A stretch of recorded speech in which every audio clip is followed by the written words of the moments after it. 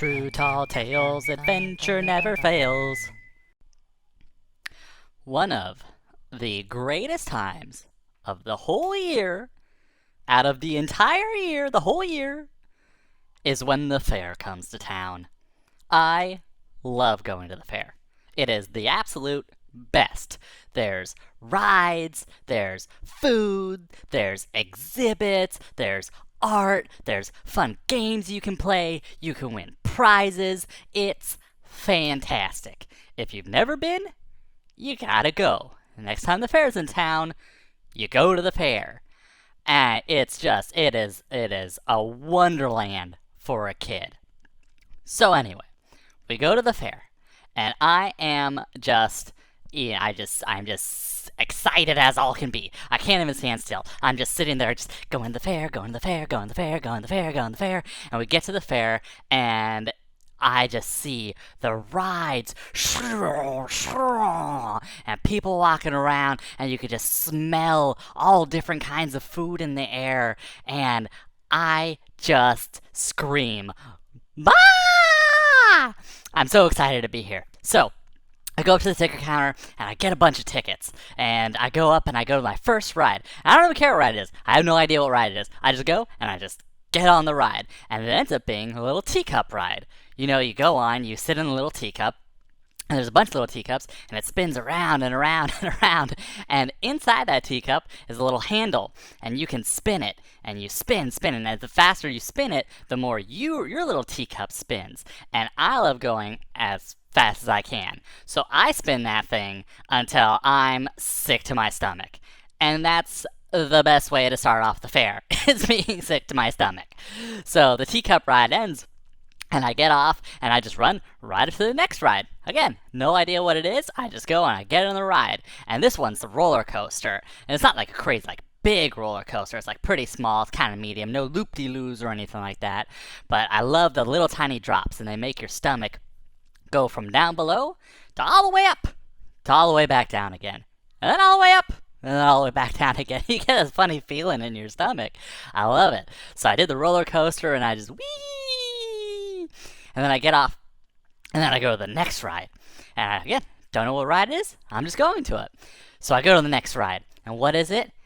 It was a haunted house ride. Now, I'm good with scary stuff. I can do it. Some people can't. That's totally cool. But I love it. So I get on.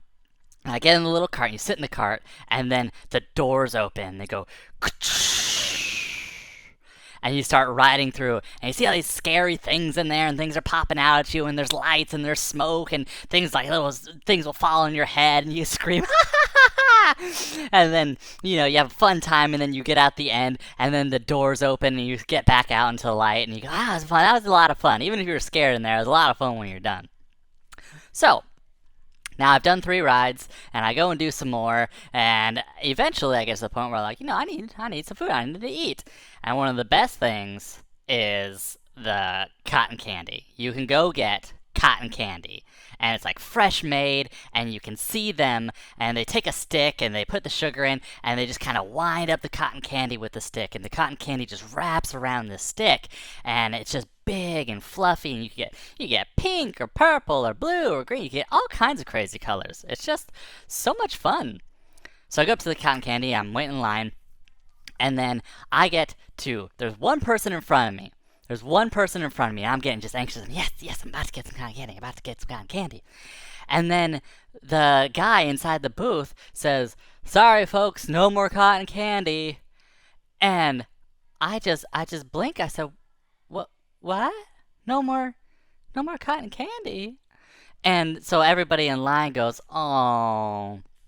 And so everybody starts leaving, and I go up to him and I say, "Hey, what happened? You run out of cotton candy?" He says, No, I didn't run out of cotton candy.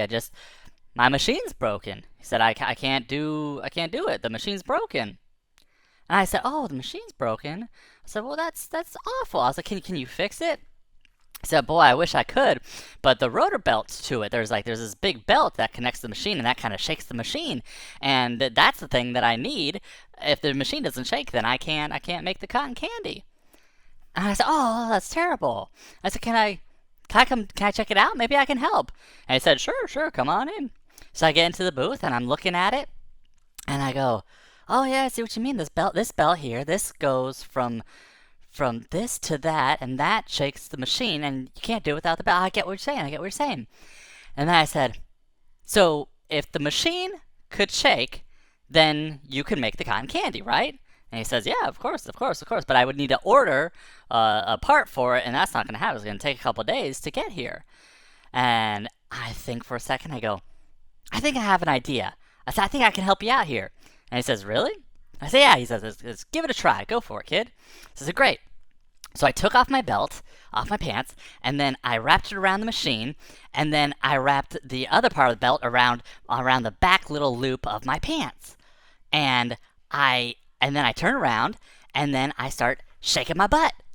And as my butt's shaking, the machine starts shaking. Because now the belt is attached to me, and it's attached to the machine, so as long as I'm shaking my butt, then the machine is shaking. And the machine starts turning up. It goes,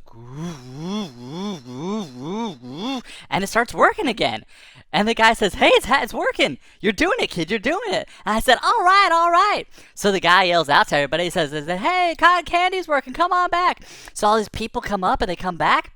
And they see what I'm doing. And they look at me, and they start cheering. And I go, my butt is the shaker. And I'm the candy maker. My butt is the shaker, and I'm the candy maker. And everybody starts cheering because cotton candy's coming out now. So the guy starts winding up and he's doing the cotton candy. He's handing them out.